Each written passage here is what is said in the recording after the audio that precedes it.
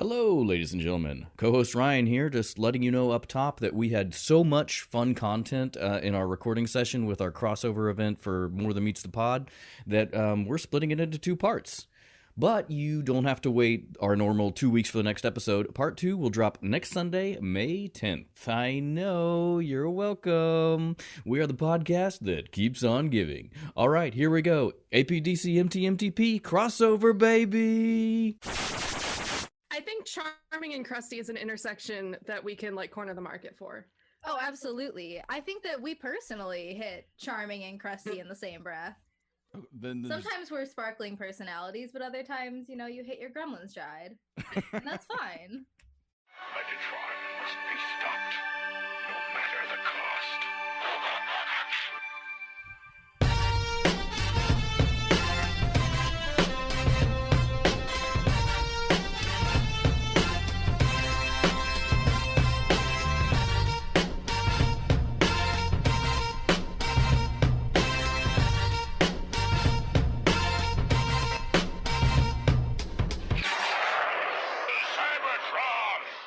Hello, ladies and gentlemen, and welcome to the Autopod Decepticast, your bi-weekly podcast delivering an episode-by-episode breakdown of the original G1 series.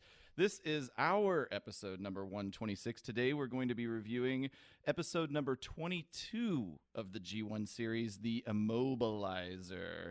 And I am your host, Aaron, and Waterfalls, No Scrubs, Creep, Baby, Baby, Baby, Ain't Too Proud to Beg. These are songs I no doubt would have made reference to in our TLC-themed intro if I'd not been too lazy to write one. And that's not a good intro, but Caleb, Ryan, say hello. Hi, I'm Ryan. Hi, I'm Caleb. We haven't done a TLC intro, which is shocking to me because of the pop culture juggernaut they were in our youth. And it's really hard to do at the last minute, so I didn't do it. Great. We're off to a roaring start. Yep. But it's going to get better because I'd like to welcome to the show Kit and Harper, hosts of More Than Meets the Pod. Hello. Hello. Hi. It's us. You guys.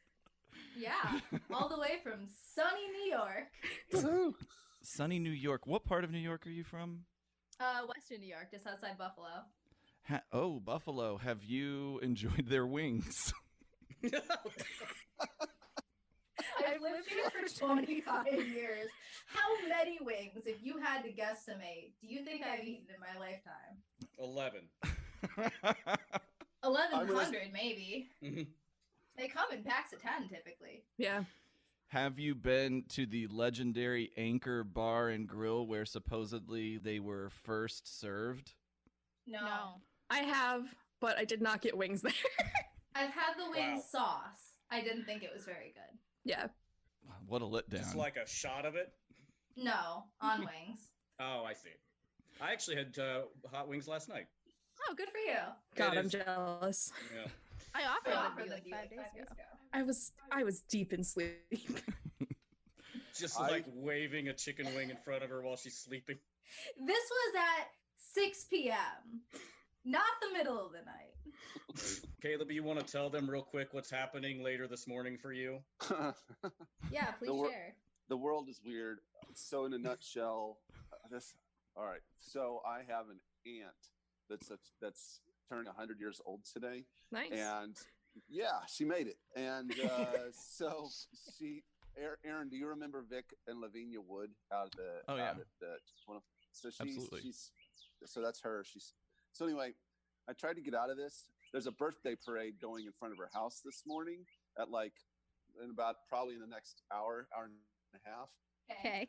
And I'm going to have to be involved in it. So I told my wife, I said, look, I'll do this thing, but I'm not going to be really present for her birthday parade because I'm going to be on a Transformers podcast. So there'll be at some point I'll be getting in my vehicle and with my kids and my wife and driving on a parade to celebrate my aunt's 100th birthday, while staying engaged with the podcast.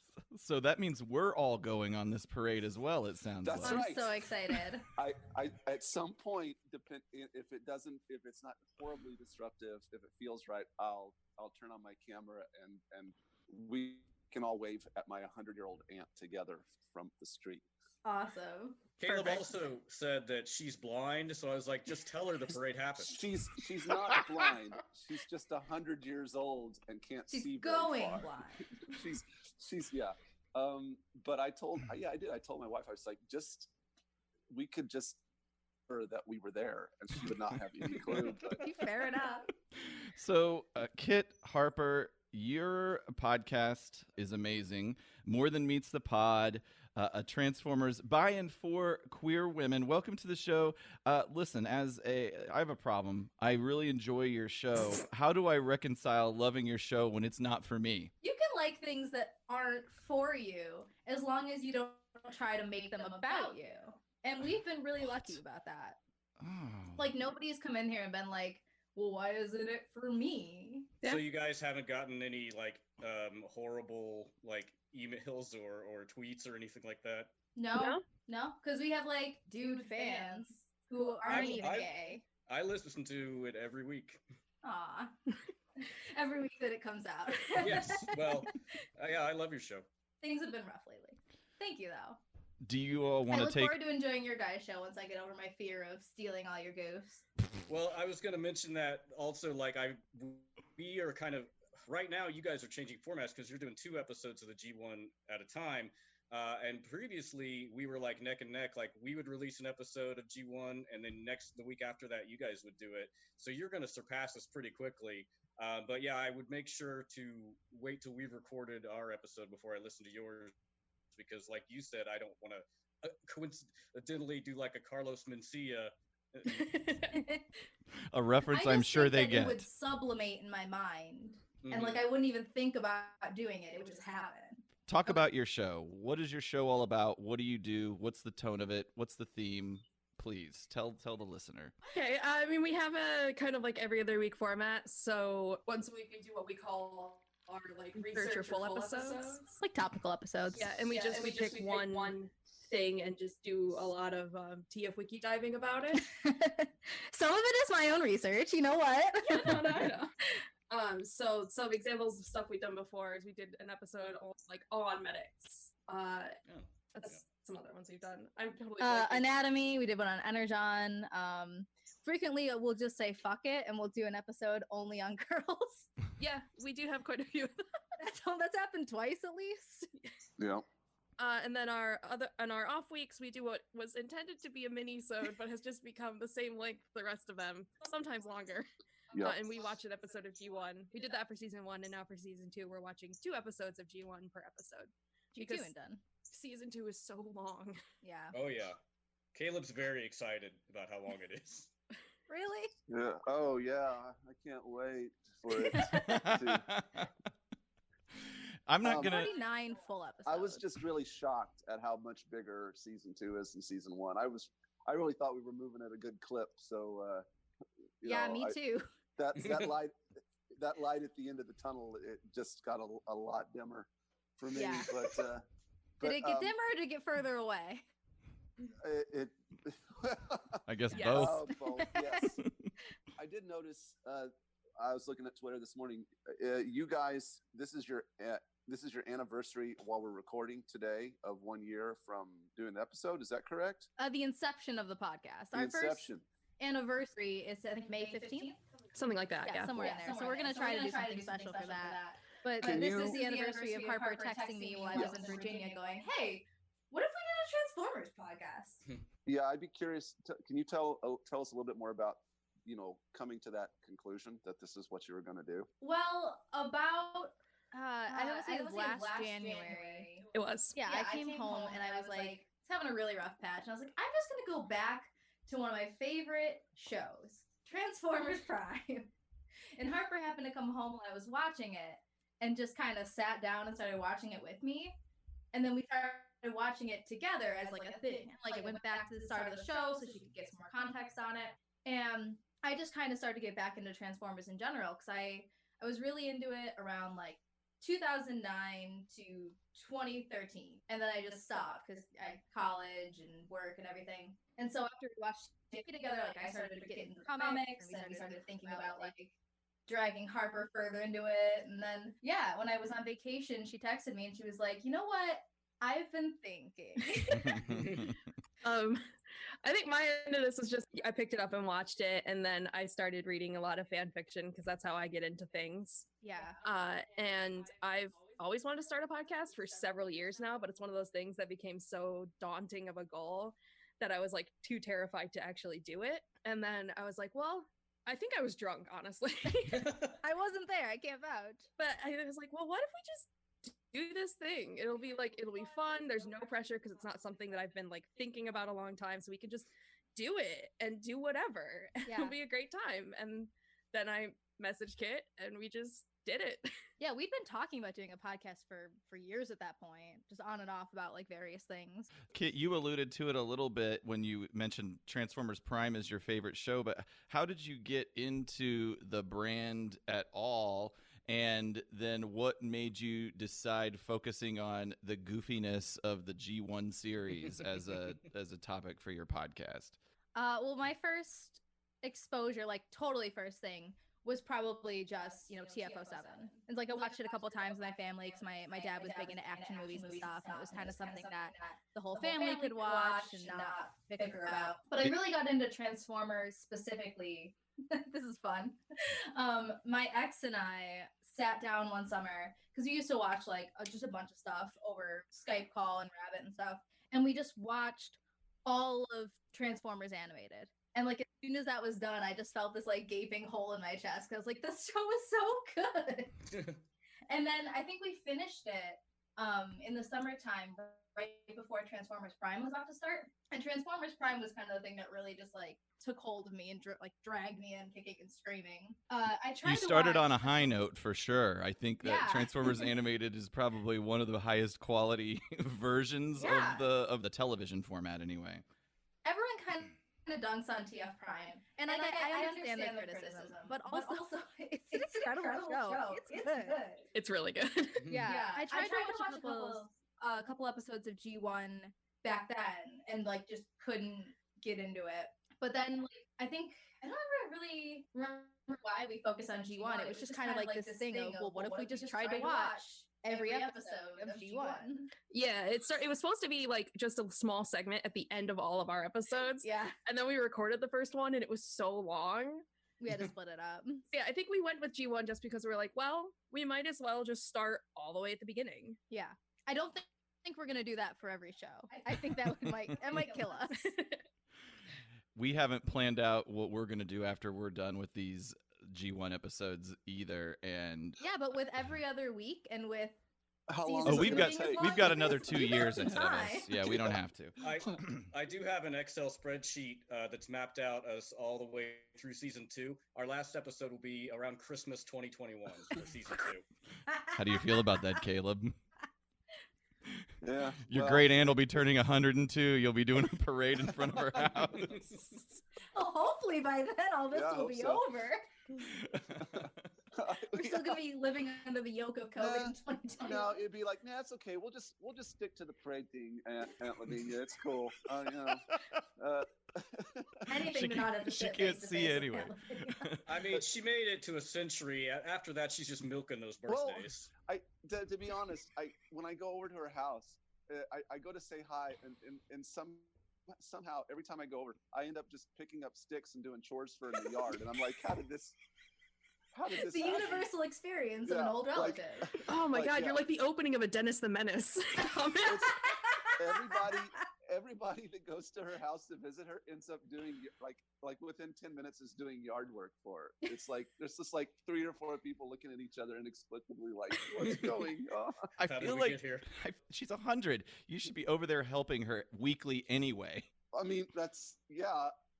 Why don't you come with me, Aaron? I gotta go. Time I'm visiting. See, I'm lucky. All my older relatives are dead. Well, yeah, me too. Lavinia just keeps clinging on to life, and making people do. Yeah. When do you? Well, more of that later when we're in the. Yeah, break, we'll get to it. I'm Harper, excited. Harper, how I did was you gonna- get into this thing? Transformers? Yeah, these bots. this parade. Well, I think she got into this parade by Maroon Call. True. I mean, it's really how we started the podcast. I've not been into Transformers long. It was like last January I came home from work and Kit was just watching something and I was like, all right. I think at the first point I just like sat down and was like, no, you don't have to change what's on. I'm not going to pay attention. And then I just started paying attention. But I think what really got me was Transformers Prime Soundwave's design is so fucking cool. I'm trying to remember what the first episode we watched together was, and I can't remember. I have no idea. Yeah. So you were Presumably dragged it was into a this. Starscream one, because one of the first things I ever said about Transformers was Starscream me the ass. Yeah. You know what? Fair. I've seen maybe the first 2 seasons of that show. I didn't finish it all out, but It's actually where we're at too. okay. The Soundwave, he's got. I mean, his face is basically the Decepticon logo, right? It is a really cool design. In this one, no, he's like a screen.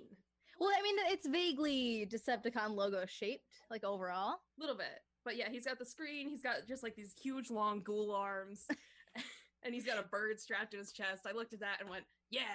I'm gonna have to go back and revisit the designs. All those designs they're pretty cool. They're lanky and sort of like the Starscream design is really cool as well. Mm-hmm. I just don't like his face. That's like the only thing I don't like about Starscream. Nobody's got a nose. That's my other bone to pick. But aside from that, like I'm into it. Awesome. So what then? The G1 thing. You just kind of decided like that's the format for the podcast, and you're gonna mystery science it, and that's Mostly why you're we're gonna try doing to what you're connect doing. the dots and create an overarching lore. Yeah, that's what we've been working on. I got some theories for this episode today. Ooh, buddy. Nice. This I'm is a excited. fun one. I'm really glad Oh yeah. that we got together on this. Ryan and everybody, talk about why the hell we even got together on this particular episode, the Immobilizer. Yeah, Kit and Harper, Caleb and I met you at TFCon DC. Mm-hmm. And I had just started listening to your podcast, and I was very excited to talk to you about Spike. Yep. I'm not gonna sit here and say we didn't make some missteps in the early days. because I think he was working on an oil rig, to be fair. So Yeah. you were like, he's got to be 20. You At guys were At least 20. yeah, you guys were misled. It's not your fault. And I took. I just wish I knew where this Spike is 14 thing specifically came from. Because I know it's on TF Wiki. I just want to know what the lore is and how they're explaining it. It is. It's in the production Bible. Okay. So that's where. I can only imagine what the prod Bible for this fucking show looks like. It's wild. So yeah. There's And definitely so, yeah, lots of bourbon stain rims on the pages for sure. cigarette burns. Yeah. A lot of cocaine residue.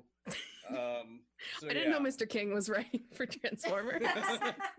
Oh, a Stephen King written episode of Transformers G1. I like this. Well, that's Right, funny. just come up with another like episode pitch for me. Gotcha. Excellent. So Christine, but she's a transformer. Oh, That's not God bad. damn it. This is good. Okay. More ideas to steal. I'm editing this out. We're stealing it.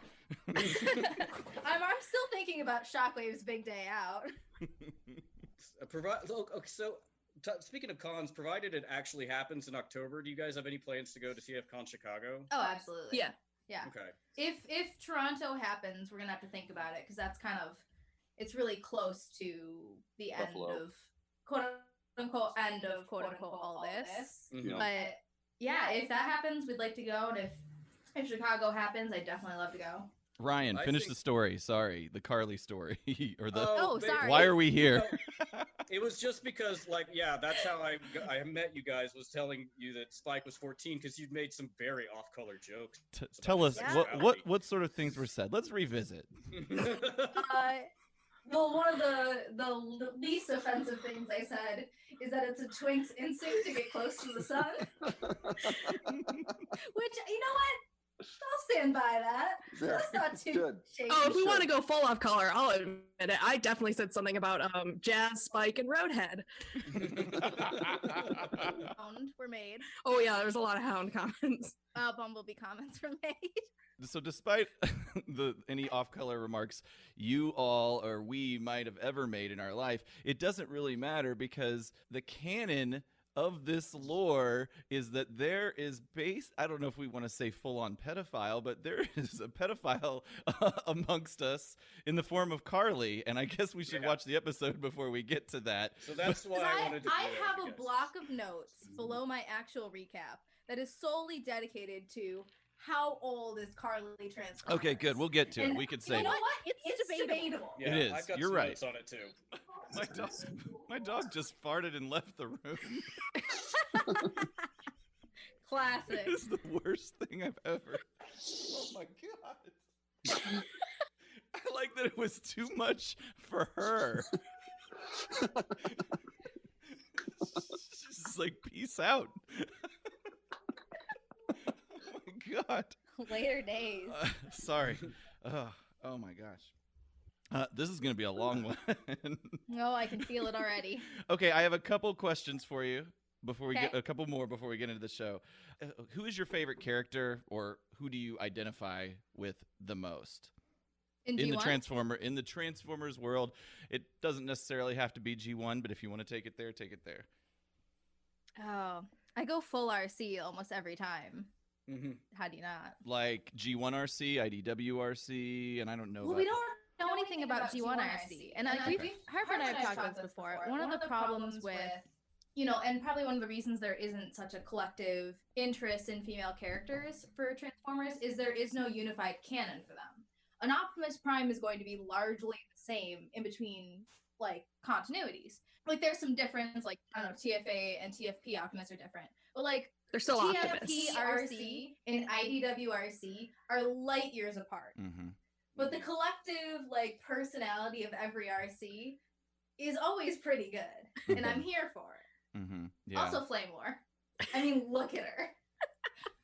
Flame War, is that a character, or I don't know that reference? Oh, well, she's been in a couple continuities, but in IDW2, Flame War is a member of the Rise. So she's a domestic terrorist, but she's also a huge brat. I just finished IDW 1 maybe Really? a couple of No months spoilers. ago. So I haven't gotten into IDW 2 yet. What's your take on it? I feel like the reviews have been mixed, but reviews, to be fair, were mixed on IDW as well. I read mean- it over Harper's shoulder. So Yeah, I haven't read IDW 1. Okay. I probably just like a one issue, maybe two. you read the Christmas special. Yeah. Once I'm married, I can read IDW 1. Okay. But I've been picking up IDW 2 from our like local comic shop because our lady there is really nice, and I don't know, I really like it. I think it's a fun and interesting story. I like the take that they have on how life was working before this whole war started, and also the art is fucking incredible. Oh, it's very good. Also, RC's gay married with a kid, so I'm here for it. Yeah, Cyclonus is talking to ghosts in the desert. What more could I ask for? Yeah. A whole Jim Morrison vibe. I like it. Harper, what about you? Favorite character? I feel like lately I've been more on like the Grimlock train than the Soundwave train. That's fair. You're allowed to change your opinion. I know, it feels a little bit like a betrayal. I mean, Soundwave's still your boy, but you can have multiple. Yeah, I really like Grimlock. I think he's really interesting. I think there's a lot there to do with the character that I think doesn't happen. So you get a lot of interesting fan content as people interpret that. And also, he's a dinosaur. he's a dinosaur. What version of Megan, I Grimlock swear in to God. particular? I honestly mix my Grimlocks. There's unfortunately not enough of them, in my opinion. All right. So I'm somewhere between like a G1 and then what I know about IDW Grimlock. The IDW Grimlock is a very interesting character arc for sure. Yeah. Since you haven't read it, then I will not go into it because I don't want to spoil the deliciousness of it. Speaking of deliciousness, what is Caleb boiling? I'm making oatmeal. Great. See, I keep joking about eating oatmeal on stream like Noel Miller, but you know what? Caleb's living it. I'm trying. It just completely boiled over though. Oh, that's going to be tough to deal with. Hey, get to cleaning it up. I shouldn't be multitasking, and now it's evident. Before we get into the show proper here, I want to talk to you guys about your iTunes reviews, because we at the Autopod Decepticast are very obsessed with our iTunes reviews. And I've got to say, it's been a while since we've gotten one that's legit anyway, that maybe Ryan didn't somehow plant out in the world. And those aren't iTunes. Actually, you haven't planted an iTunes review. You plant at the most obscure platforms out there. I think I did one on Pod Knife. Like, what the Every fuck? so often I'll Google MTMT pod review, but there's so many other things that come up before us. Yeah, the name, I guess, more than meets the... I'm guessing Blank. Probably has a lot of metadata out there that will It's outrank true. you. Well, hopefully being on this show will help spike it for Well, you. shoot us to stardom. Whatever. So if people aren't convinced just by this banter here, I want to go over some of your reviews that I found funny. Oh, wonderful. Oh boy. And maybe that'll get people over the top if they weren't quite there yet. This is a review from a person called Still Bad at Nicknames. Yeah. The headline is "The Transformers Content I've Been Craving." And They crave that mineral. and the Does that mean you're still dead? Yes, it is. The body copy is, "This podcast is run by two of the most entertaining hosts ever, while also creating such a great environment platform to discuss this franchise. It's hard to find a directly Transformers fan perspectives, especially from fans who are queer and or women who also are here to have fun and talk about something they care about. They give off such good vibes and manage to articulate the good, bad, and weird when it comes to Transformers." Can't wait for them to listen to us cover Kiss Players. That episode's gonna be bad vibes. That's actually a very long review. Holy moly, this person is Yeah. dedicated. So I'm going to I move cut that one down when we read it on air because I was like, first of all, it's in depth. Second of all, I might cry. I know, it's very sweet. This is the first time in a year I'm intensely blowing through a podcast series. Ryan, why does nobody say these nice things about us? I will say them. Okay, good. Well, get your iTunes accounts. This is Darth Revan, who also reviewed our show, and which caused me to dig really deep. Darth Revan, and if I'm mispronouncing that, I apologize. This person reviews everything on the internet, and that's awesome, actually, because creators love feedback. There is like 95 podcasts, and Darth Revan is going to give the opinion on all of them, and it's always really nice feedback. And the feedback for you was A+. Great podcast, always fun to listen to G1 commentary. The hosts are hilarious, and I found myself laughing out loud quite a bit. Keep up the good work. Very sweet. All right, one more. This is my favorite. Eclipse at Dusk. Do you know any of these people personally? Some of them Through for sure. Twitter. Yeah. Yeah. Gotcha. We're very active on Twitter. I have 4 Twitters currently. Jesus. I One of can't them's keep up with the One one. of them, the genesis was so I could yell about Flamor and not have it be on my main. It's at scheming all day. It's not safe for work, but I don't care. That's why it's separate from unscheming. Eclipse at Dusk says, "A breath of fresh energon in a fandom dominated by middle-aged men. These two are a wonderful change. They're riotously funny and make me excited to re-enter a fandom I was hesitant to rejoin for years after Revenge of the Fallen. I can't wait to hear their opinions on Bumblebee." I don't know what to say about this. I think this straddles that line of they can still enjoy your content, but that's kind of the niche that we're filling is this is content curated almost specifically for people like us. Yeah, I think you being on this show is now going to bring you down, frankly. And I'm interested to see what the feedback is because I know that we have a considerable overlap in people who listen to us, people who listen to you. Mm-hmm. But I remember back when you guys were on Mike Seibert's show talking about shipping, that to me is fascinating because when I meet people who have like no experience in fandom, that blows my mind because that's been my life for like 13 years at this point. Like, I don't remember how to do things without that. Yeah. Yeah.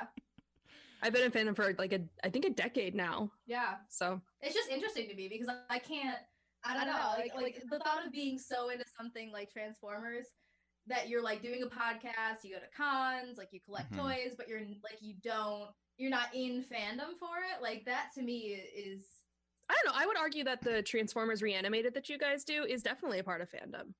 That's fair. I guess what I'm saying is like I think even toy collecting is technically part of fandom, and if you're making any kind of fan content, that is fandom. I guess I'm more like shipping specific fandom.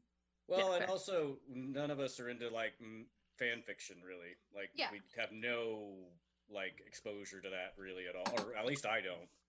Now, would you like to get into some? Because I have some nice ones. Harper's Reckless are insane. It doesn't have to be shipping either. I've done a considerable amount of gen stuff for Transformers at this point. Oh yeah, there's so much good gen fic out there. Mm-hmm.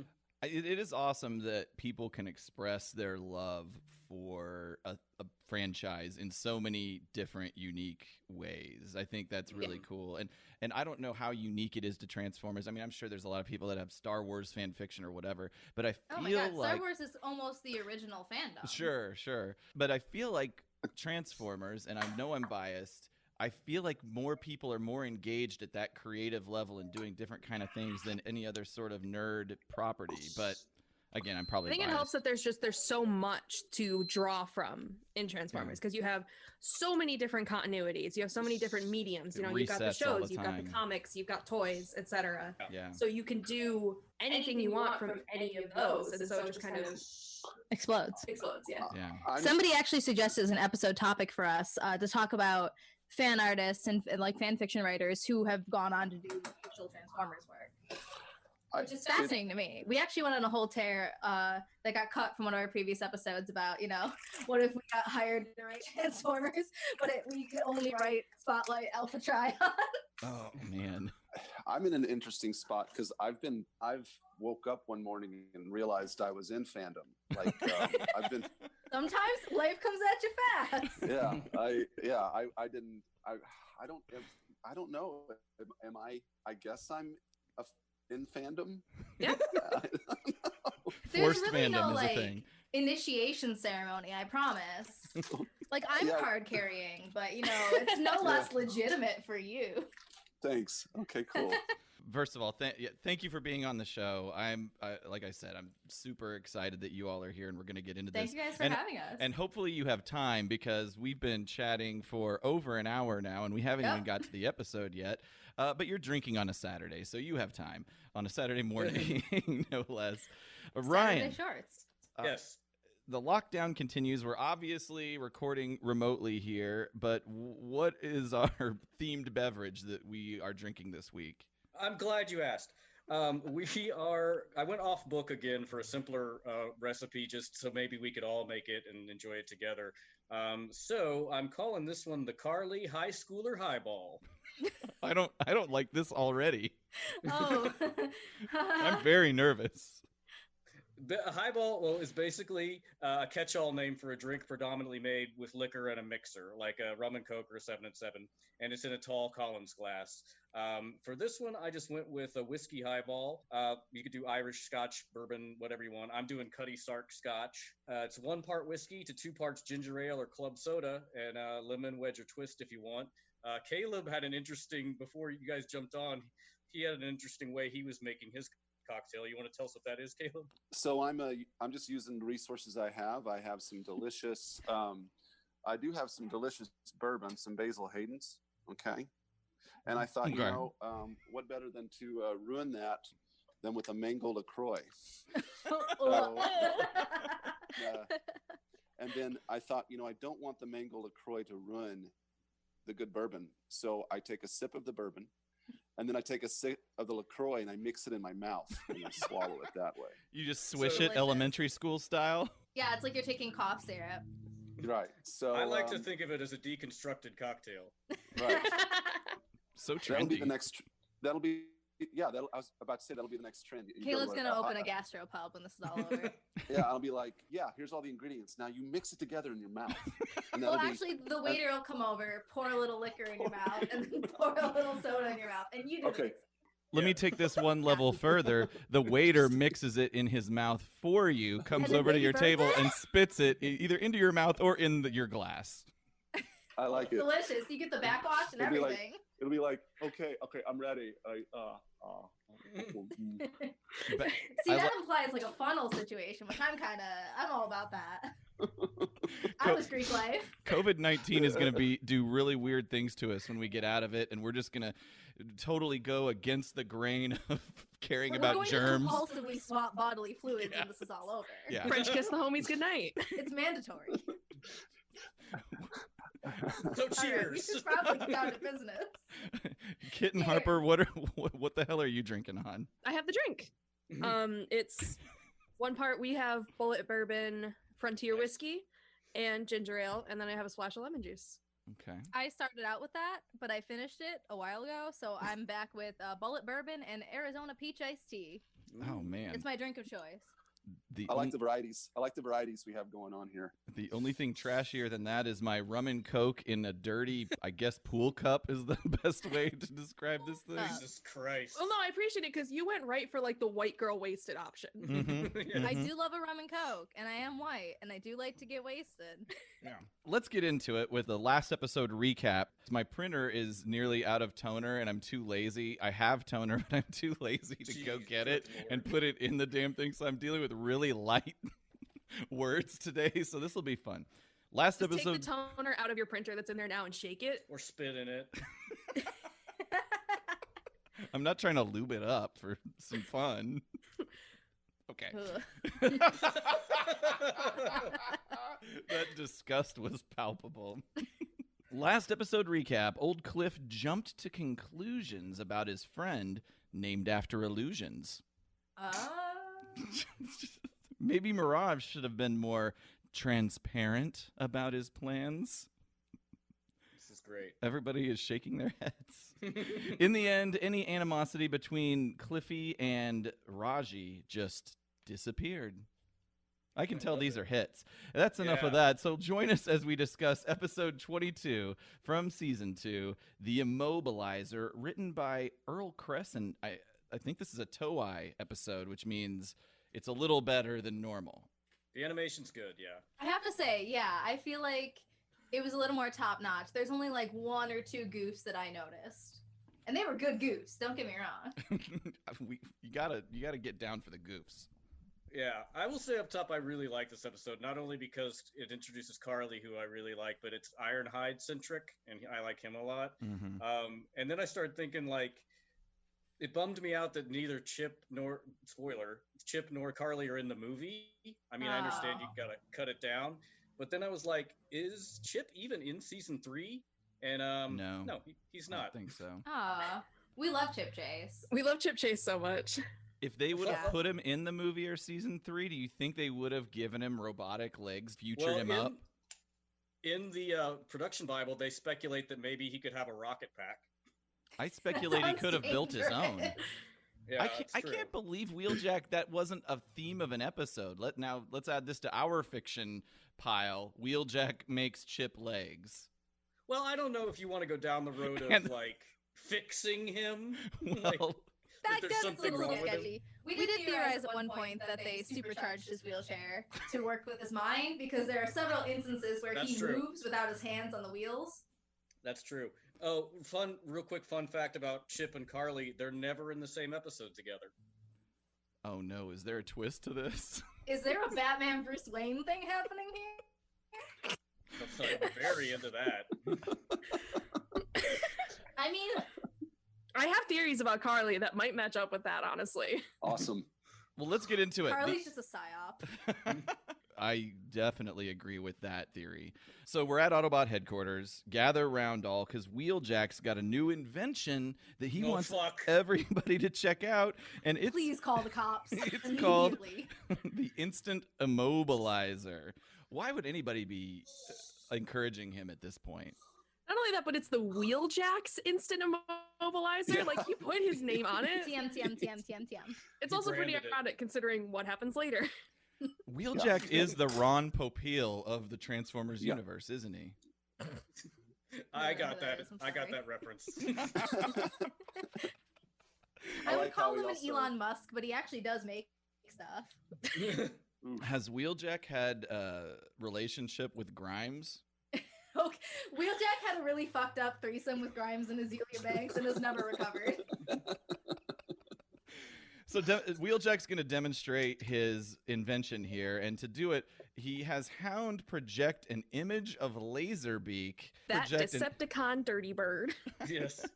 He has Hound project an image of Laserbeak, and it's an image so convincing that Ironhide walks in from a different room. He just didn't know what was happening, and he just starts firing indiscriminately in the air at his friends, as well as the stalactites in the room, which end up falling down on everybody and burying Wheeljack. Here's the thing, though. I don't blame him, because by my observation, Laserbeak is actually in the Ark about 85% of the time. Quite a bit. True. Ironhide isn't wrong to assume that Laserbeak is inside the Ark. I think Laserbeak just hangs out there to sleep sometimes. Get away from all the nonsense of the Nemesis and just chill. All the fish. Yeah. I had a note that Ironhide came in guns blazing, but I mistyped it as buns blazing. That ass is on fire. Yeah. Also, how do you immobilize a hologram? Yeah. We actually had a long conversation about that this morning. We had several long conversations about the physics of this episode. Mm-hmm. But how fucked up would it be if he accidentally immobilized all light particles? I guess we could make the distinction between a hologram, which is solid light, but it's not solid light in G1, actually, because people just run right through those things all the time. Yeah. Well, they choose to immobilize the weirdest things. We'll get to it, but there's a lot about the river that's Yeah, weird. Wheeljack Ice Nine's the planet. I have that note, actually. Hey! Oh, man, we're getting some deep Vonnegut action here in this one. Yes.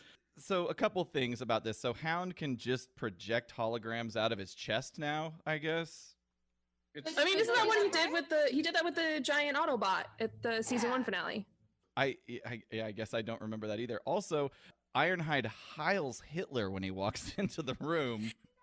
He's just waving hello to the homies. No, I think we need to dig into. He's got kind of a redneck accent. I think we need to dig into his political affiliations. Really?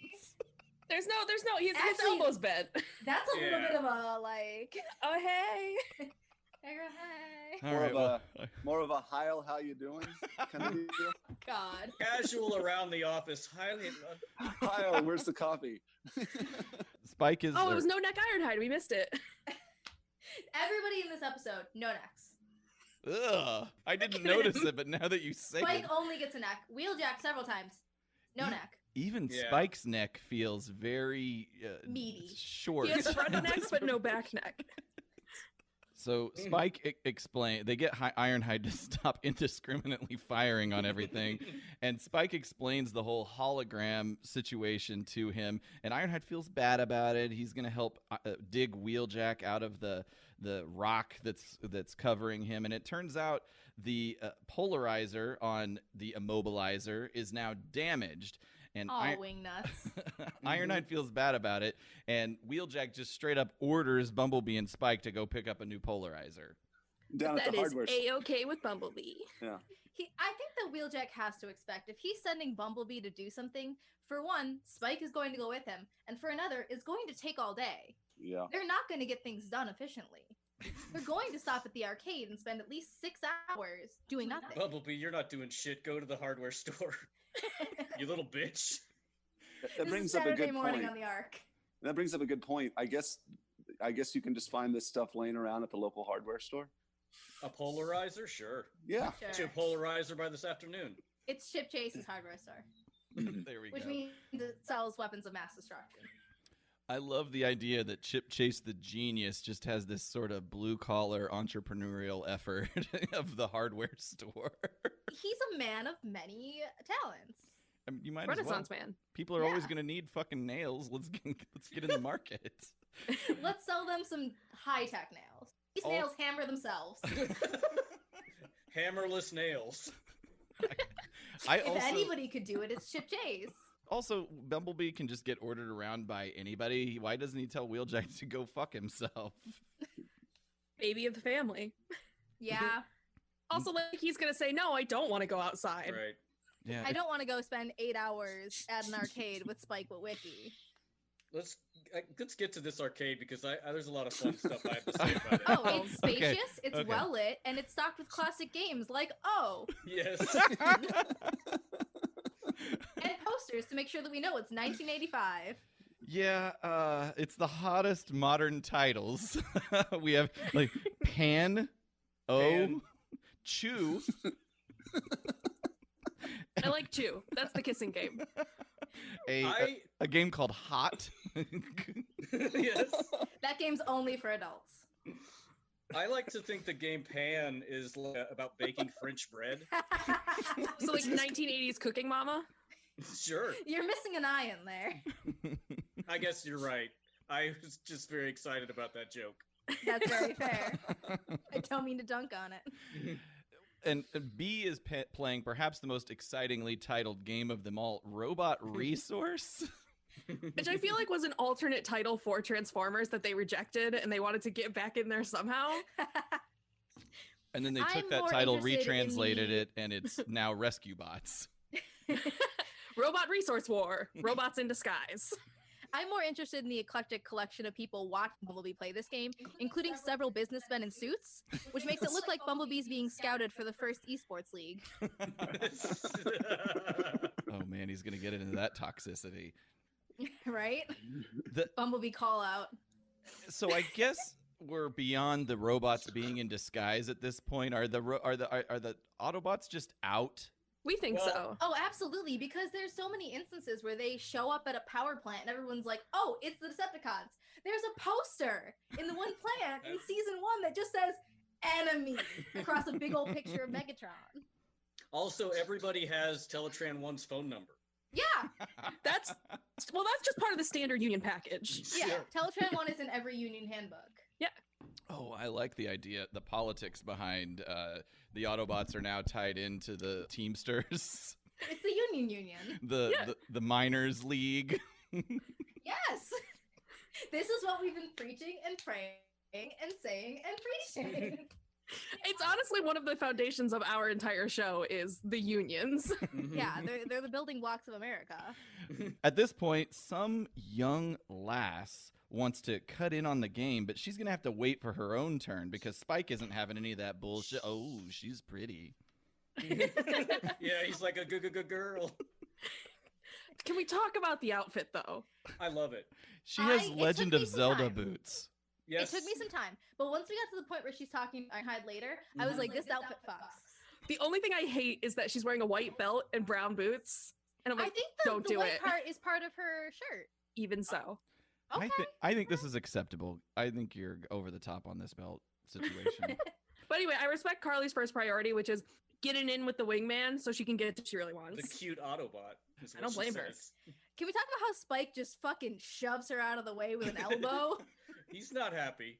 No, he's physically aggressive. I didn't get the idea at all throughout any of this that she was ever into Spike. I really feel like she's got an Autobot fetish. Yeah. No, that's I think exactly that right. Spike needs to get real about the fact that he's a very underwhelming white teenage boy, and that his friends, the Autobots, huge alien robots, are infinitely more impressive and attractive. Yeah. It's also I agree. Yeah, I have some notes about Carly and what she like her fascination with whether she's interested in Spike at all in the script deviations, and I want to get to that. All right.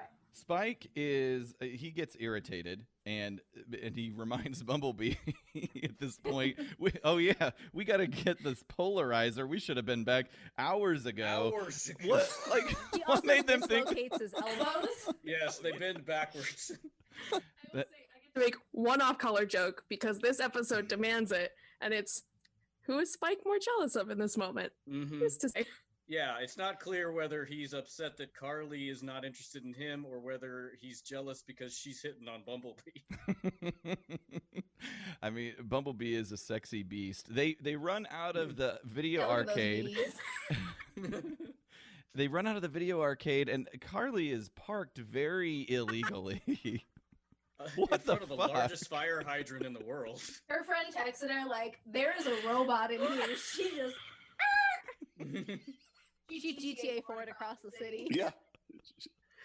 I do like the transformation sequence of Bumblebee doing a whole front flip and then transforming backwards, and they jet out. Bumblebee is very into the acrobatics this season. Yeah, between season 1 and season 2, he started his Spec Ops training. That's my... In Changing Gears and Attack of the Autobots, he just does some sick flips. Yeah. Very acrobatic. Now she's parked normally. Yeah, a little animation error. She's properly now paralleled. She takes off like a maniac. Well, he straight up drives over a sidewalk corner. Like, Yeah. but also, I mean, so does Bumblebee if you look Exactly. closely enough. Oh, that's true. he comes into traffic like a real asshole. Yeah.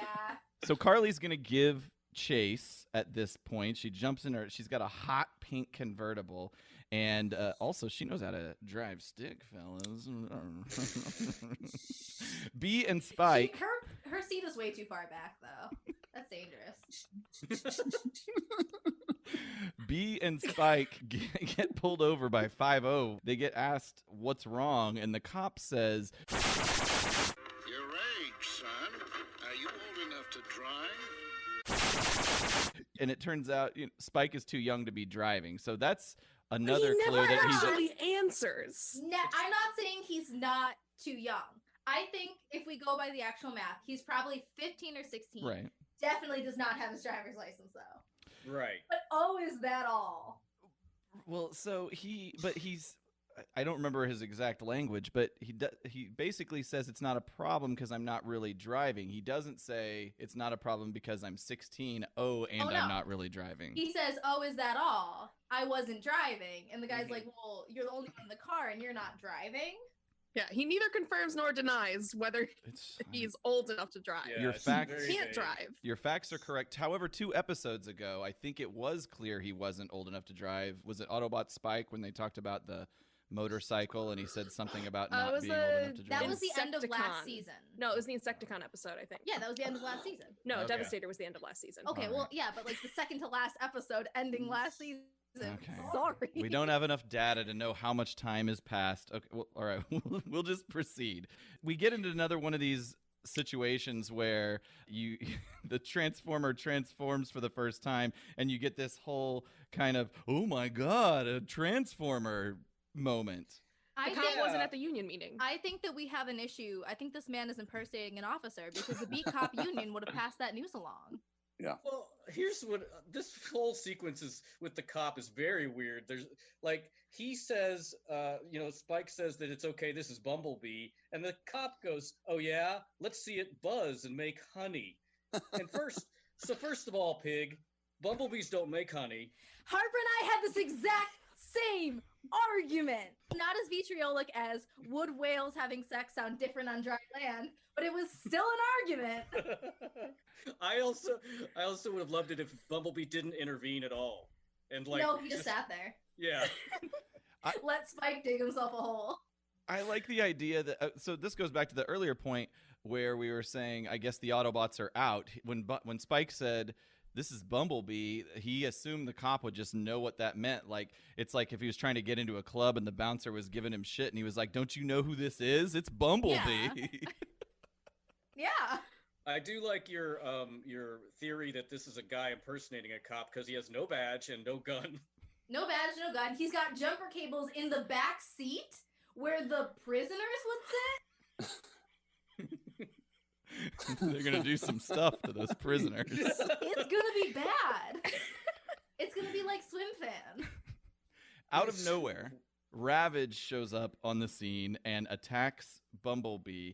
The viewer sees what Spike and Bumblebee doesn't, which is that Ravage plants some kind of device on Bumblebee. They wrestle around. Stealth. Little kitty paw. The panache. They wrestle around for a little bit. Spike improvises this back to the jumper cable comment, sort of a shock collar of sorts. Okay, pause it right there. 352. I want you to look at what the cop's doing. Look at that. The police officer is just gripping the There we sign. go. He's not a real cop. He's a stripper cop. I mean, He's look an at them out-of-the-way thighs. That guy is thick. He's a stripogram. He's panicking and he's doing what he knows how to do, which is ride the pole. put a picture of that up, but yeah, for the listener, he's basically holding on to a street sign pole as if he's going to either swing around it or like he's trying to brace himself against 100-mile-an-hour winds.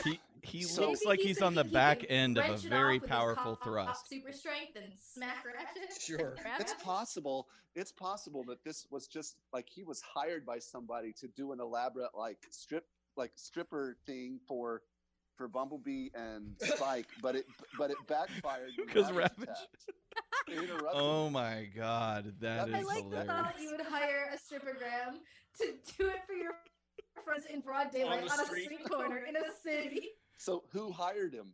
It was Wheeljack. It's taken so long for them to get this fucking hardware back to. He's just like, let's fuck with these guys. Okay, so it's Wheeljack's like, yeah, go to town and get a new polarizer, and they just wow. All the Autobots are back at the base, just. There's no cell phones, so they can't crank call them. The easiest solution is then to hire a stripper cop. Okay, well, wait. If Rumble was the one who ordered it and not Wheeljack, do you think that's why Ravage is there to plant the camera? Oh, no, this actually Harper's got something here. If the Decepticons ordered this diversion to stop them, that's pretty sneaky. They hired a stripper cop to distract. I like it. Yes. They thought they were hiring a regular cop. They have no idea.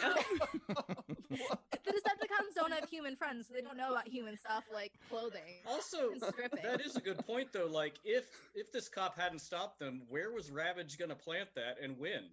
I don't know. Holy shit. I think we're onto something. This is like Barricade, and Barricade's hollow forms. Years before that tech came out. Wow. This is Holy amazing. Shit. This is what we do. We make G1 make sense. Yes. It takes work. It takes more work than it did to script this episode to figure out how to weave the logic into it. Oh yeah. Okay, so That's and it also done is no longer a segment. It also makes sense because the cop just lets him off the hook, and we all know no cop would really do that. They should be getting a ticket right now. Hold on, Spike is a white kid in the 80s. Yeah. In like, I know comic canon this is like Washington State, so I think that's, I don't know. Cops are pretty white pride up there. Well, he did. I mean, this is also still during the period of time where, like, if you got pulled over for drunk driving, the cop would just follow you home. Yeah. Look, I lived in the city of St. Louis a few years ago, and it's got a pretty heavy drinking culture up there. I have been pulled over more than once, and the cop said, "How you doing? How much have you had to drink?" And I said, "I've had a couple of beers." And he goes, "Okay, drive straight home. Be safe. Have a good night." Wow. So I'm totally siding with More Than Meets the Pod on this. Well, the one thing he does do, though, when he pulls them over at the beginning, I can't remember what he says their infraction was, but whenever he lets them go, he says stop speeding. He just makes that up. He never mentions speeding as an infraction. When he walks up, here's the exact interaction. Oh, he says that it's the age thing. It's the age thing. Go ahead. Yeah, Spike says, "What's the problem, officer?" And all he says is, "Your age, son." Age, son. Your age, son. Time to buzz and make honey. Do you think he says your age, son, because he pulls up and gets out of the car and he's just like, they ordered me to do what to who? Yeah. I don't think I can do this legally. He needs to make sure he's 18. Yeah. So now he's backing out of it. Now he's like, "Okay, you were speeding, but I'm letting you go. Bye." Gotta go. This cop is my new favorite bit character in the show. I went from this man is committing a crime to this man is obeying the law to the letter. Yes. Yeah.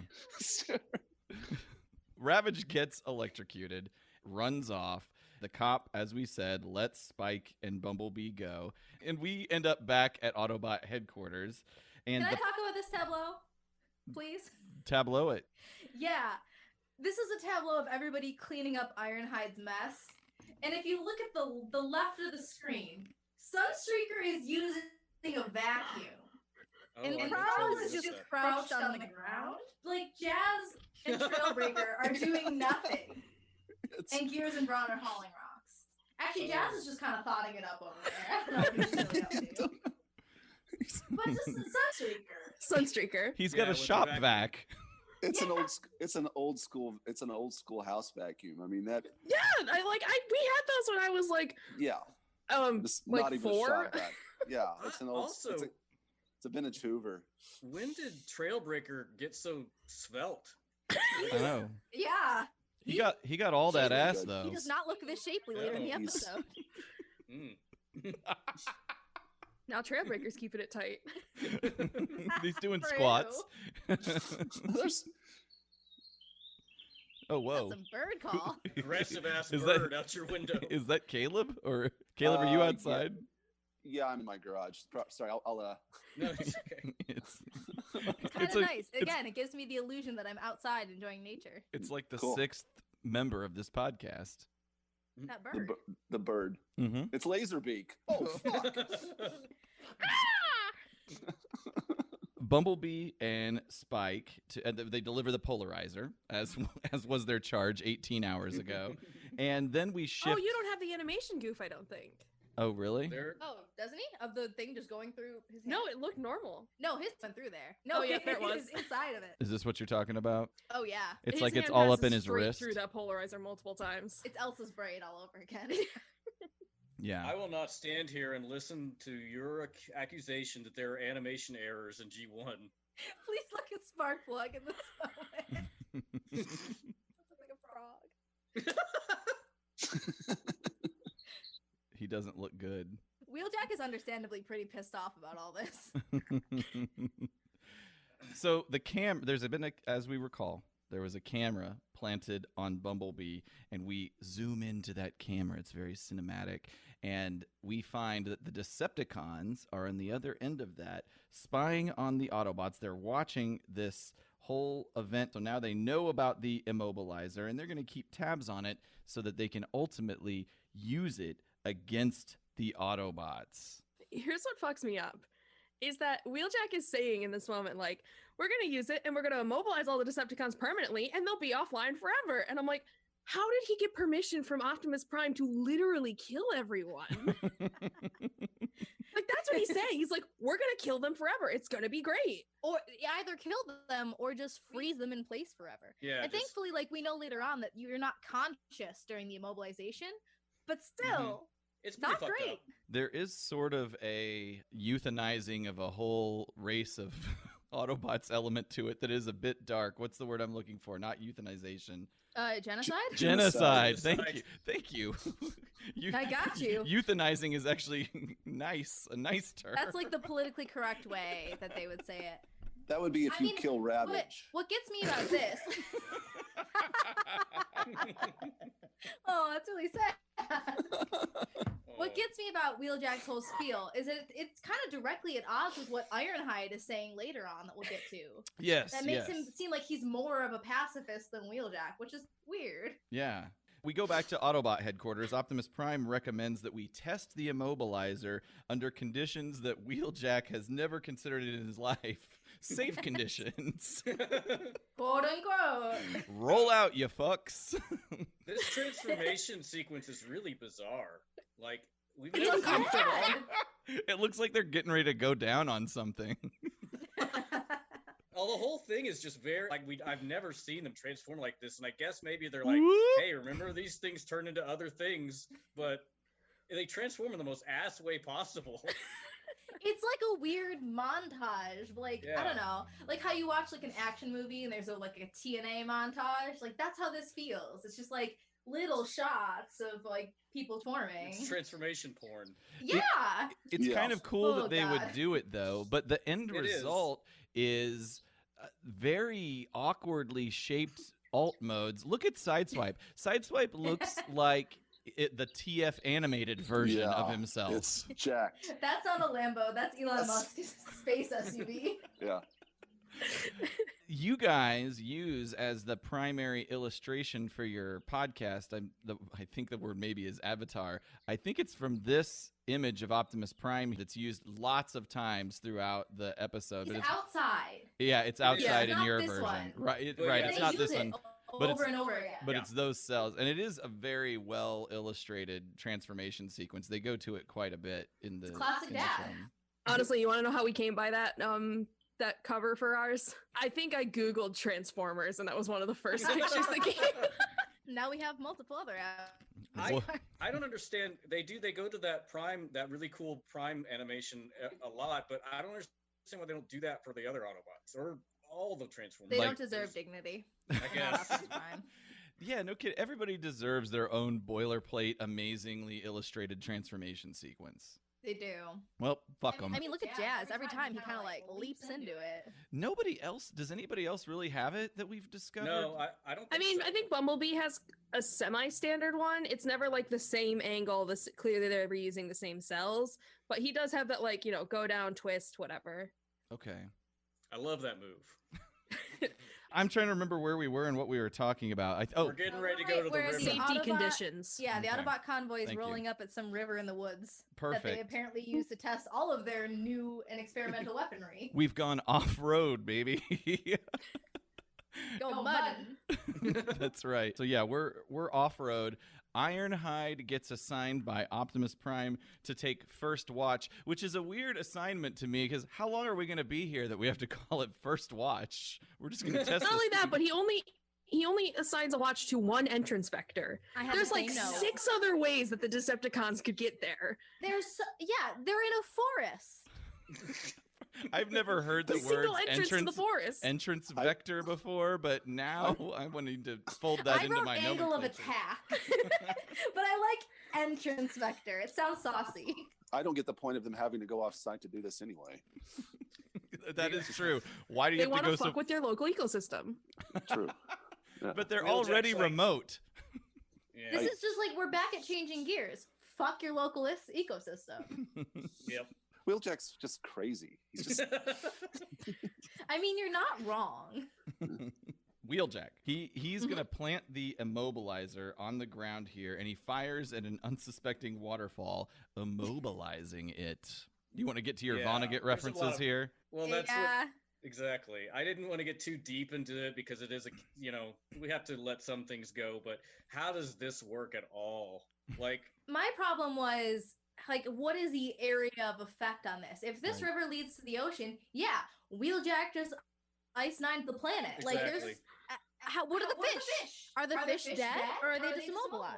I'm worried about the ducks that are like 5 feet upstream. Just can't move now.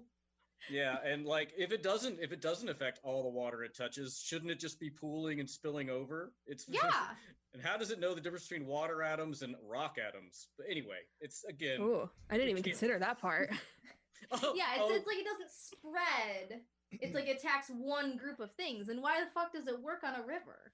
I know, I don't it's again, they chose a hologram and a river. Like freeze anything else. But yeah, if you're gonna sacrifice all of the life in the world potentially, why not just aim it at a bird? Since you were gonna use it on Laserbeak anyway. I love Jazz's little bit here where he's like, I don't know, it just looks like water to me, and just wipes the fuck out. Yeah, and then Spike comes and stomps all over the remote, and Wheeljack gets. I love this part where Ratchet comes up and grabs his fucking face after Wheeljack gets frozen. He's been practicing his amateur wrestling moves. This is revenge for Wheeljack volunteering him to do stuff all the time. Absolutely. Anyway. There is, as you guys are alluding to, there's some disbelief within the crew here. Jazz slipped and fell on that solidified water. Braun took a punch at it. Spike buffoonishly tripped over the controls, causing the immobilizer to fire on Wheeljack. So Wheeljack's frozen solid. We don't know how we're going to get Wheeljack back, but what we do know is we definitely have to keep this thing from the Decepticons. At least Wheeljack froze in a cool pose. Oh, yeah. It is. I do question, though, like maybe it was just an instinct, but why did Wheeljack's the only one who knows how this works. So if Spike got frozen, what's the worst that could happen? You just unfreeze him. But now you've frozen yourself, and none of us know what to do.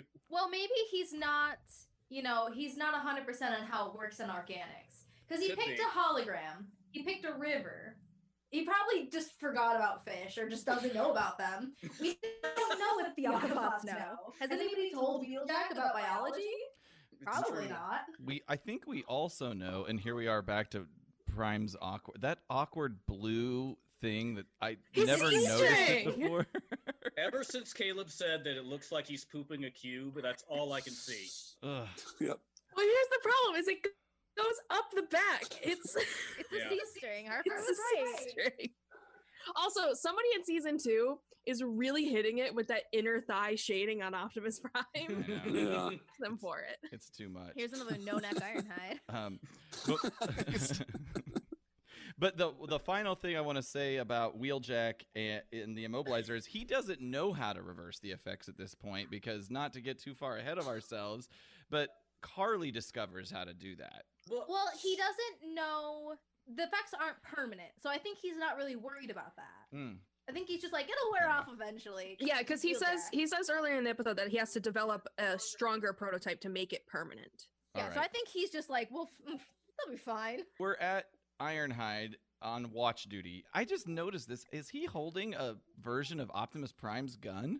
His gun goes through so many changes in this. It's not consistent from like even shot to shot. It looks similar. Yeah, it does. Okay, well, he is on guard duty. He hears some rumbling in the brush. It turns out that it looks like a worm on a string. Yeah.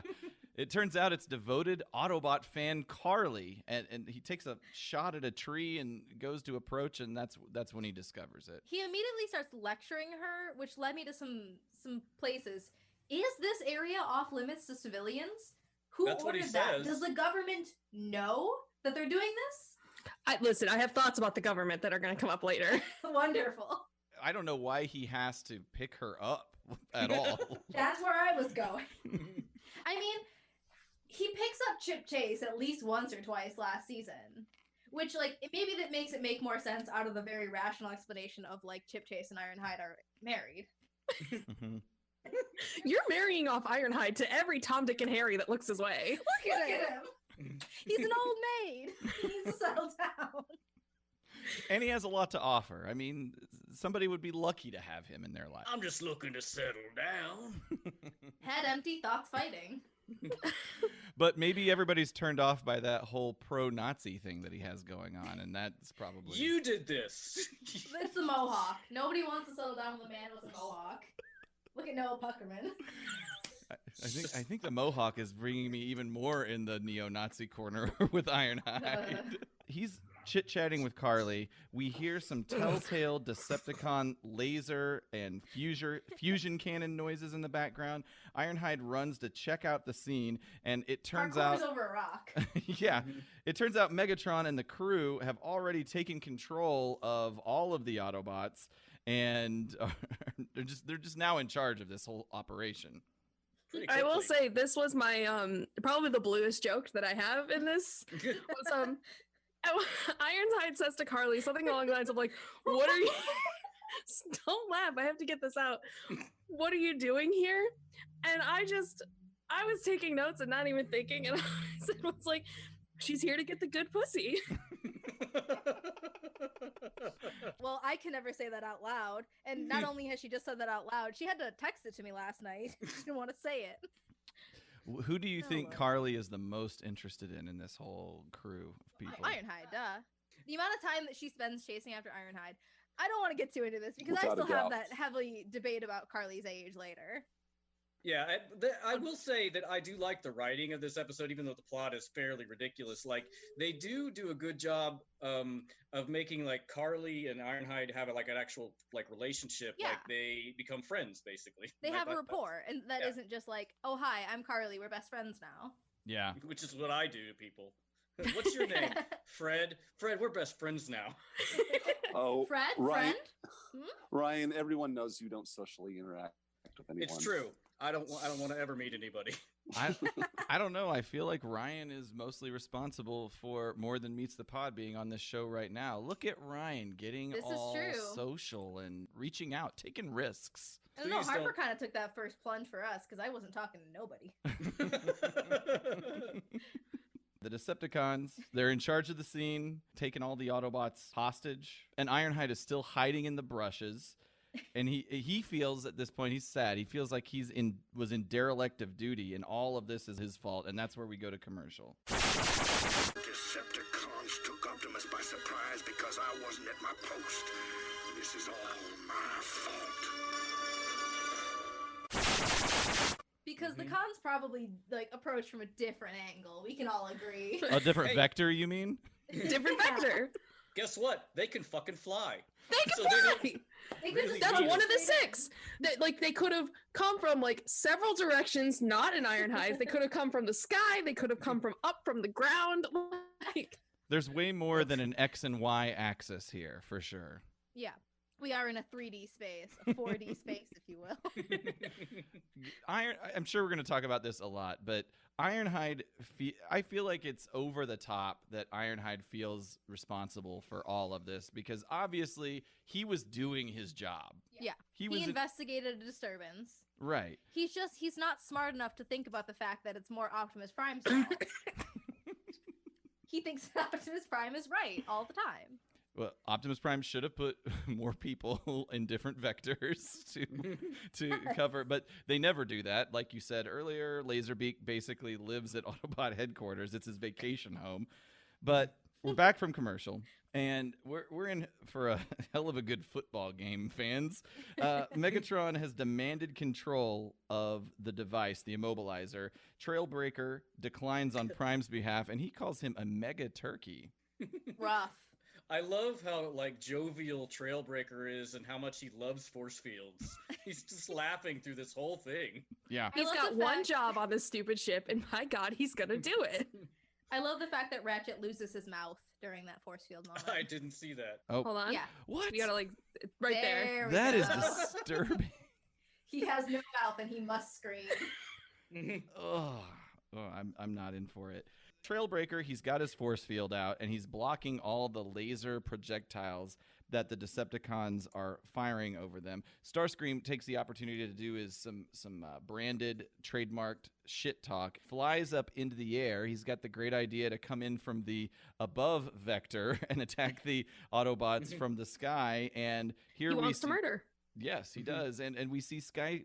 I'm sorry, that's what Sideswipe. That's that guy's Get name. in on some jet judo. I know. I love it. I will also like right before that happens, Starscream says, We could have wiped them out, but you had to have this ridiculous immobilizer. which he's not wrong, but it's a real chicken and the egg scenario of like, just kill them. You don't need the immobilizer if you just kill them. Oh, I love this frame. Thank you for this pause moment. Look at Megatron. We're paused on the Autobots. Sideswipe kind of turns the tide of the moment here, and the Autobots are advancing on the Decepticons who are just hiding behind trees like it's elementary hide and seek. They're playing Ghosts in the Graveyard. I hate it when they make Megatron's fusion cannon so tiny and skinny. Yeah, it looks like a pea shooter. It's true. In the next episode, it's enormous the whole time, but like, yeah, right here, the barrel is very tiny. Skywarp fires a bouncing rocket out of his wrist. I like this, though, because it's the first time I feel that Canon Skywarp has matched up to Fanon Skywarp. Who is a big, dumb idiot. Yeah. Who wants a bouncing bomb? What point could that possibly, like, serve?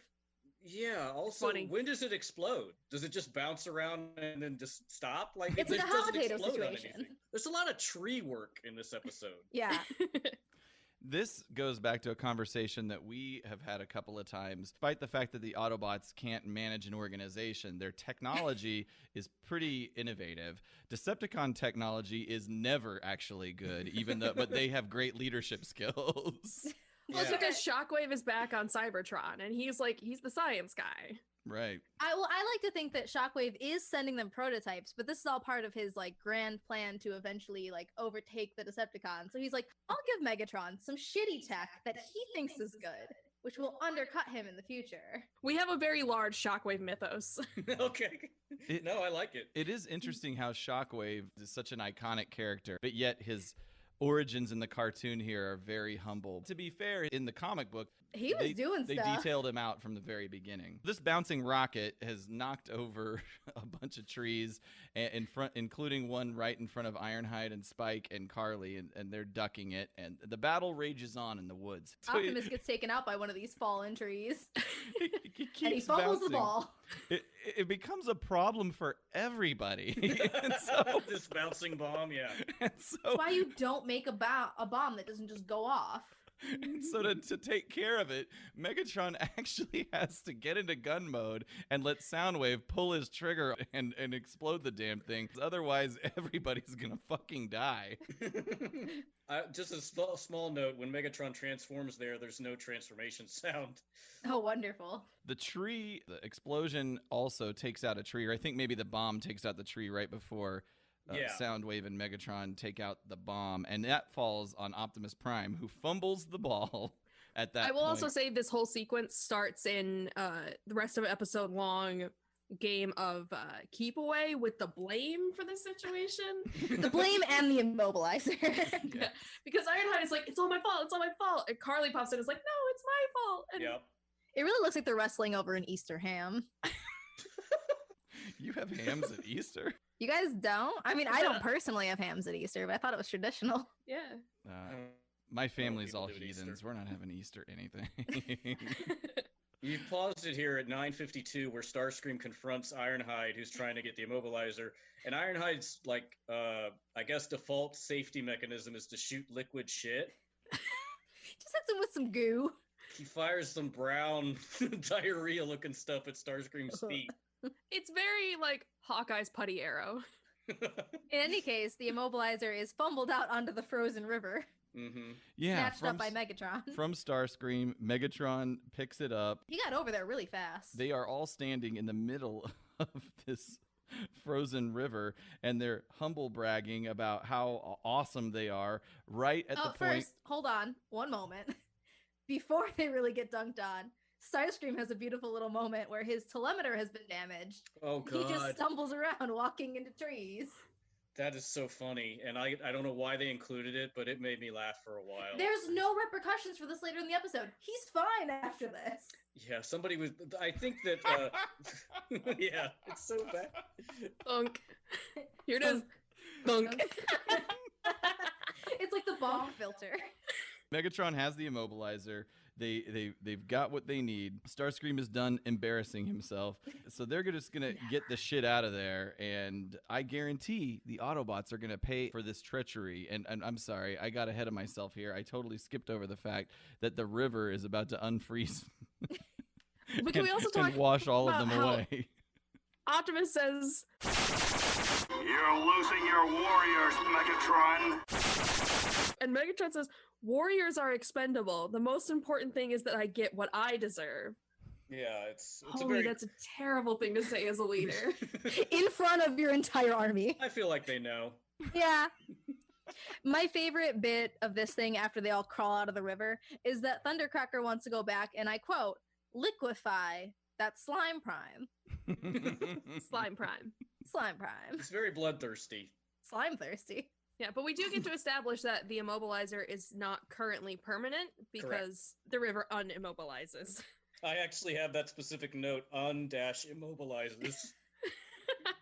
I love this tableau of the Autobots as well. After Megatron vows revenge, as he always does.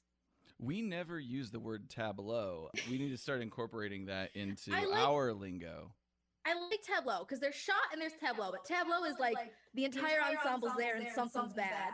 In this case, multiple things are bad. Jazz's body is extremely bad. He is 2/3 to 5/6 leg. I've noticed in this one, everybody's feet seem really tiny. The feet are bad too.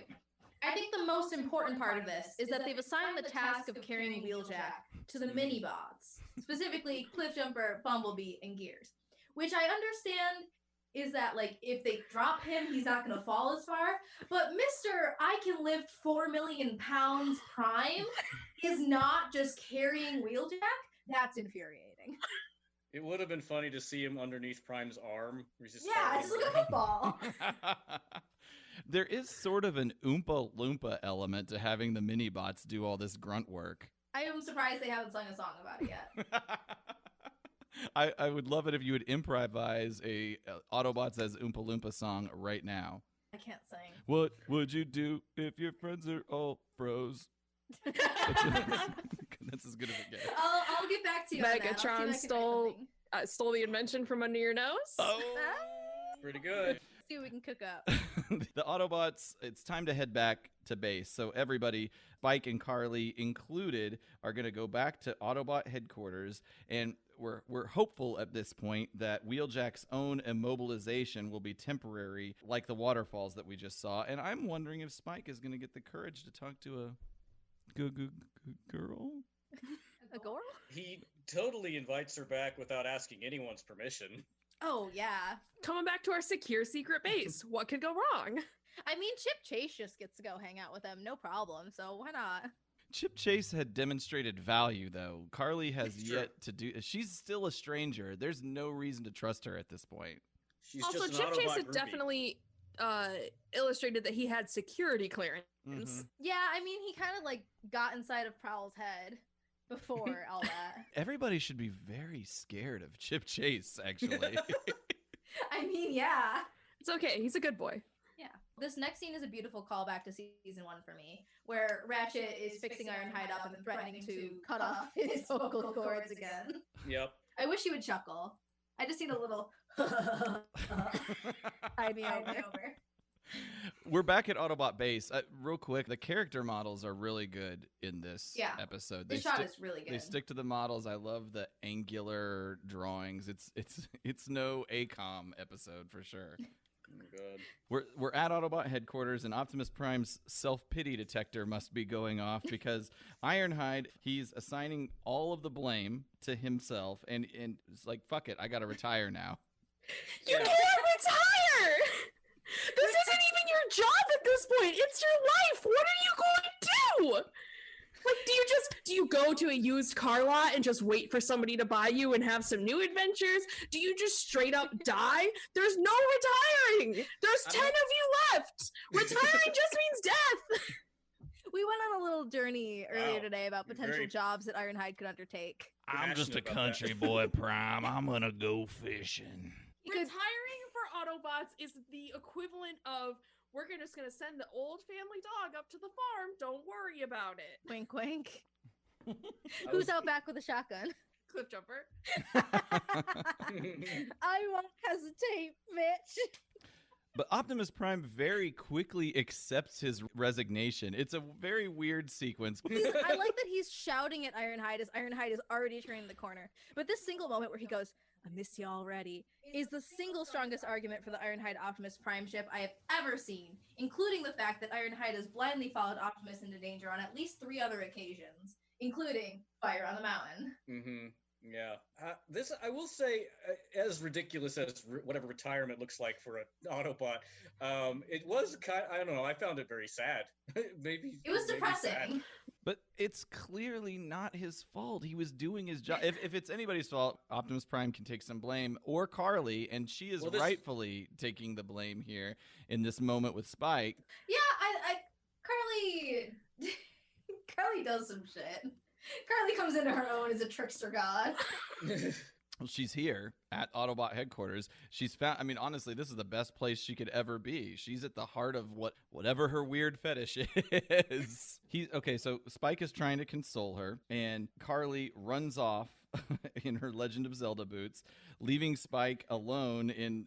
Speaking of boots, what the fuck is up with his galoshes? Those are chunky go-go boots. Is he always? Spike wearing has had Barbie feet the whole episode.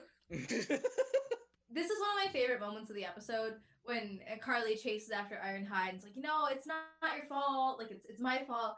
And Ironhide hits us with a perfect sound clip. Mebbie. Mebbie. I didn't Mebbie. catch that. Is that what he says instead of maybe? Maybe. He says Mebbie. We have watched it probably 10 times. Oh. Just that clip. Just that bit. I want to talk to you. What happened in the forest wasn't your fault, it was mine. Mebbie. Damn it. I'll drop Every that time in. that got us. Mebbie. Every time. Mebbie. Oh, Mebbie. Okay, so if he can accept that Carly, it is more her fault than his, why does he have to be so depressed right now? Well, I think it's like he acknowledges that it's partially her fault, but his failings also put his friends in danger. And I think he's also blaming himself for the whole Starscream thing. I guess You're just gonna have to let this go, Aaron. I'm letting it go. Mebbie. Well, like the thing that happened at the very beginning of the episode, on top of the thing that happened at the river, on top of Starscream, like there's a lot. I need to learn to be more sympathetic. So we're going to go to the Carly. Ironhide just needs counseling. We need to go to the Carly tour then. And also, we're just going to give Carly a tour. She's not been vetted at all. Nope. She could be a Russian spy, a Decepticon spy. This was the point in the episode that I started thinking that she was like an Alice in Revenge of the Fallen scenario, where she's just a girl-shaped Decepticon. See, my theory is, like at the very end of the episode, she talks about her scholarship to MIT. We'll get into it, I'm sure. Yep. But my theory is she got this scholarship because she like hacked into some government databases, and they were like, okay, we're just going to send you to college and then you come work for us. Just please stop hacking into us. Please, God, stop hacking our defenses. So she knows things and she's got like these skills that she really shouldn't have. But so my Carly theory is that she's secretly a government agent, or will be after she graduates college. Mebbie.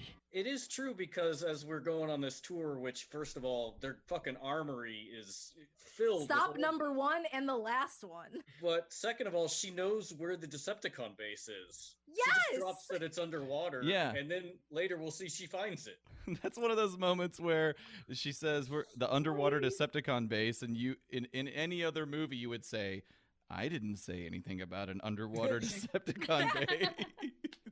Like, I get that the ocean is dark and full of secrets, but as we're about to see, the base is not that deep down in the ocean. Does everybody know where it is? It's just offshore. If we were to type in Decepticon base in Google Maps, would a pin drop and yes, all the location and all the reviews? 1980s Google Maps. Well, I'm using now Google Maps. I'm going to see if something comes up. Okay, use that Wayback Machine. Decepticon base only has a 4.5-star rating. Apparently, their customer service isn't very good. I'm trying to guess where it'd have to be on the Pacific coast. Yeah. Yeah, if we're going this like Washington. Yeah. It has to be within like an hour or two driving distance, based on the fact that she just books it there. And so what we just saw is Carly runs back into the armory and steals what I thought was a grenade.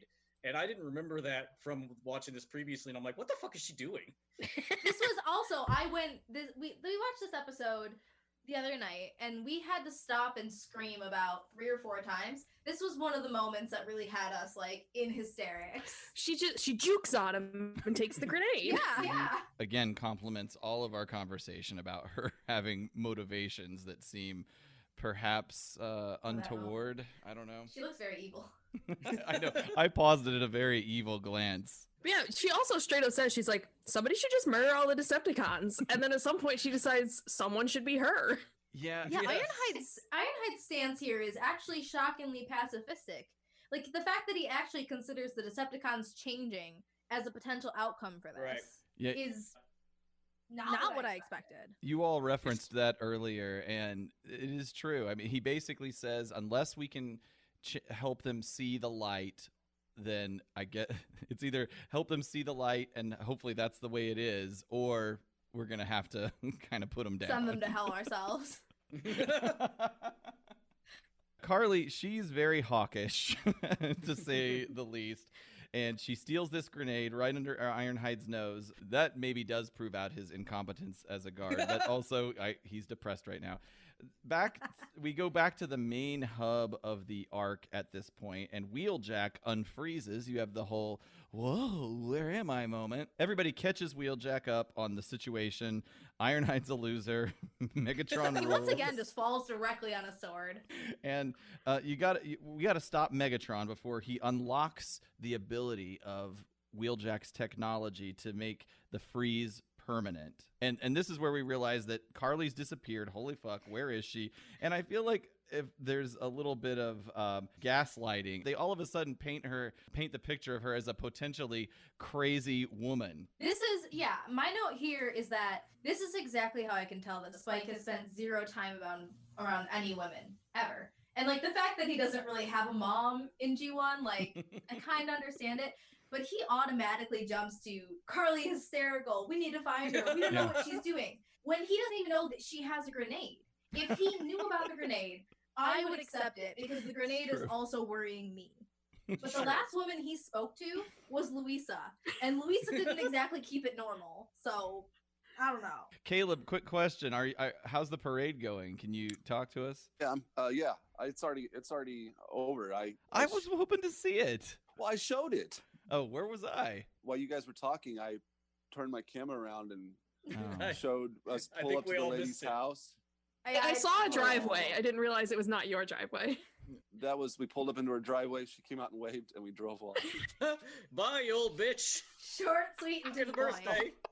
Yeah, well, actually, she came out, waved, and then we were like, "Happy birthday!" And as we were saying, she was like, "Yeah," and turned around and went back inside the house.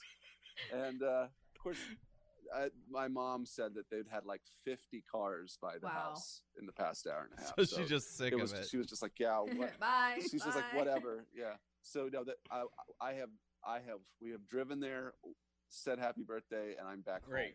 home. Okay. Mission accomplished. That's right.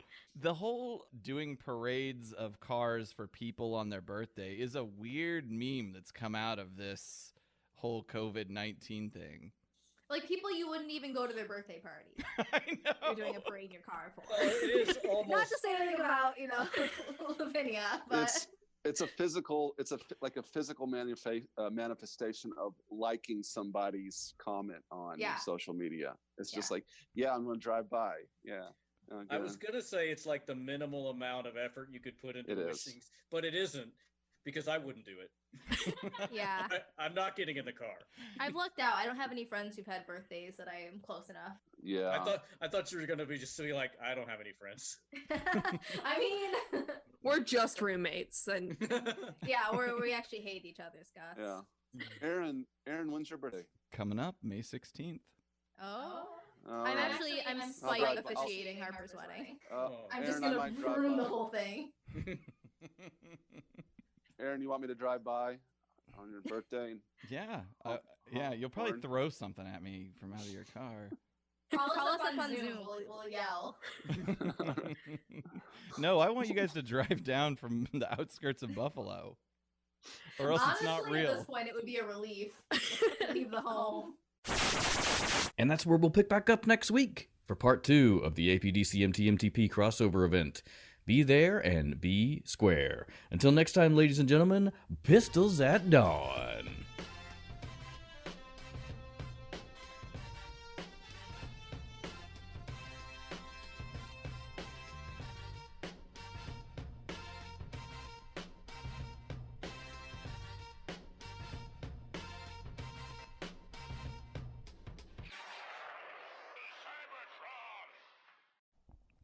Hey there, ladies and gentlemen, it's me, Autopod Decepticast After Dark.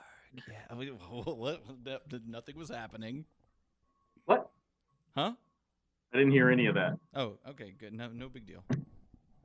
God. Something you can discover later. Fuck. You'll be fine. Everything's great. Brew Cells is the sponsor of Autopod Decepticast. Yes.